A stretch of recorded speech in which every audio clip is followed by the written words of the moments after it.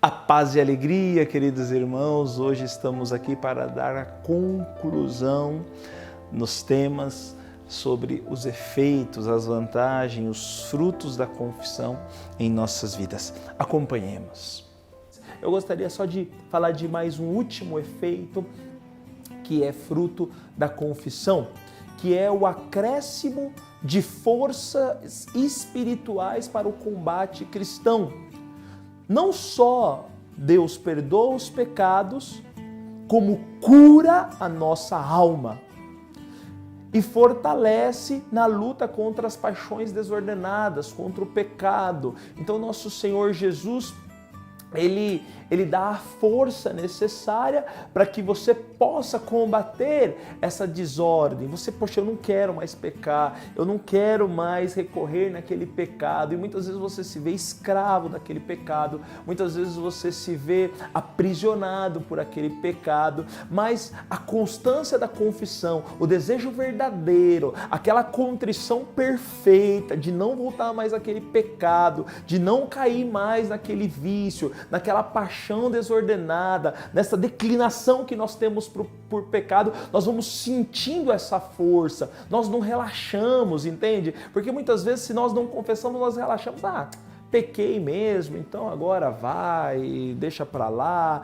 E também tem uma coisa, devemos tomar cuidado, porque nós temos os frutos da confissão, né? As vantagens da confissão, porém, nós arcamos com as consequências da má confissão, né? Porque uma confissão feita má, ela se torna uma confissão sacrílica. Por exemplo, eu vou pecar mesmo, tal, depois eu vou lá e confesso. Você não está arrependido, você está fazendo uma confissão por um desencargo de consciência.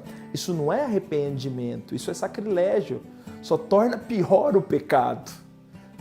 Mas para mim confessar eu preciso estar decididamente arrependido, eu preciso estar decidido a não voltar a pecar. Pode acontecer de voltar a pecar? Claro que pode, mas naquele momento eu estava na verdade.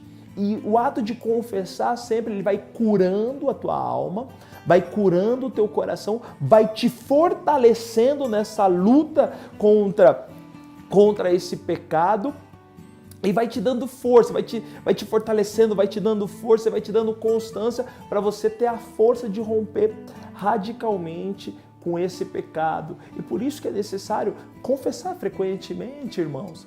Se você para pensar, já falei no outro vídeo que o Papa Francisco confessa a cada 15 dias. Eu conheço padres, conheço amigos meus que confessam a cada semana. Eu falei para vocês também que eu confesso frequentemente. Na Missão Belém nós pedimos para os nossos irmãos que vivem nos grupos de evangelização, a vocês, nos grupos de evangelização, as pessoas os missionários, que não passe de um mês sem se confessar, porque é necessário, irmãos. A palavra de Deus vai dizer que o Salmo vai dizer que o justo peca 7 vezes, quanto mais os injustos. Depois, a primeira carta de São João vai dizer que aquele que não tem pecado já pecou no seu coração. Então, ou seja, o pecado está sempre diante de nós e nós, querendo ou não querendo, sempre pecamos, mesmo que sendo os pecados veniais, nós sabemos que para confessar, depois eu vou falar mais à frente, é necessário que sejam confessados os pecados, sobretudo mortais. Mas eu tendo pecado venial, posso também me confessar? Obviamente, porque é um sacramento, é uma graça, e esse sacramento, como diz aqui, como fruto, como a gente acabou de ler aqui no Catecismo da Igreja Católica, ele te fortalece. Então, ele te fortalecendo, você vai ter força para vencer o mal. E por isso que é uma graça confessar. Além do mais, ele cura a nossa alma, cura o nosso coração. E vai nos afastando. Quantas vitórias eu já vi pessoas alcançarem mediante a uma busca contínua, sincera e verdadeira da confissão. Isso é maravilhoso mesmo. E para concluir, irmãos, o último fruto, a confissão, ela nos faz crescer na virtude da humildade. Por quê? Na confissão nós reconhecemos que nada podemos E que sem a graça de Deus, como nós já vimos que com o pecado nós perdemos essa graça, nós estamos literalmente perdidos. Nós estamos literalmente fora do caminho que Deus trilhou para nós, fora da vontade de Deus, fora daquilo que é sonho de Deus. Portanto, o pecado, ele arranca isso de nós, ele tira isso de nós, ele nos afasta dessa relação com Deus, como eu já falei. E por que nos torna humilde? Porque nos faz reconhecer, faz nos olhar para nós e vermos que nós não podemos com as nossas próprias forças. Nós precisamos das forças de Deus, nós precisamos da graça de Deus e que nada podemos por nós mesmos.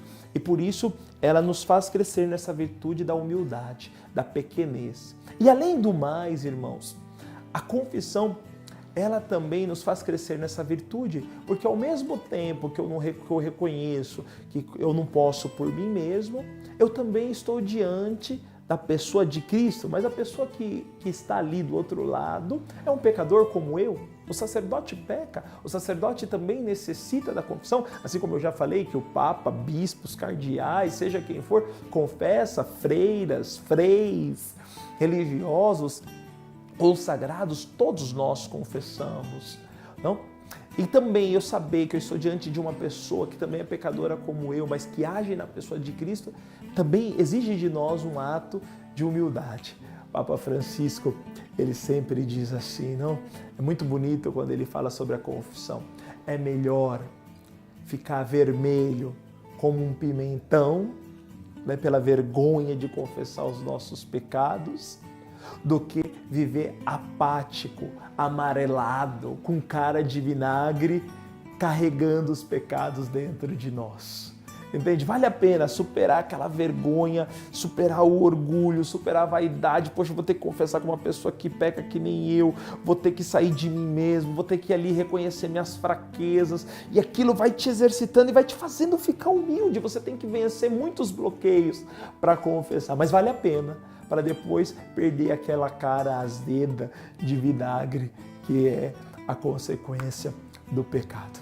Bom, irmãos, eu acredito que essas pequenas colocações possam estimular você a viver e a se confessar, a viver uma boa confissão, a se confessar diante de tudo aquilo que são os benefícios da confissão. Amém, queridos irmãos. Espero que tenha ficado claro.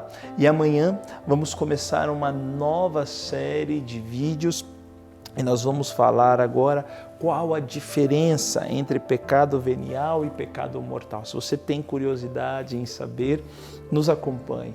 Esteja presente, acompanhe. Se você não viu os vídeos anteriores, veja, porque creio que estes temas vão nos ajudar muito, muito, muito no nosso caminho quaresmal e, sobretudo, a fazermos uma boa confissão.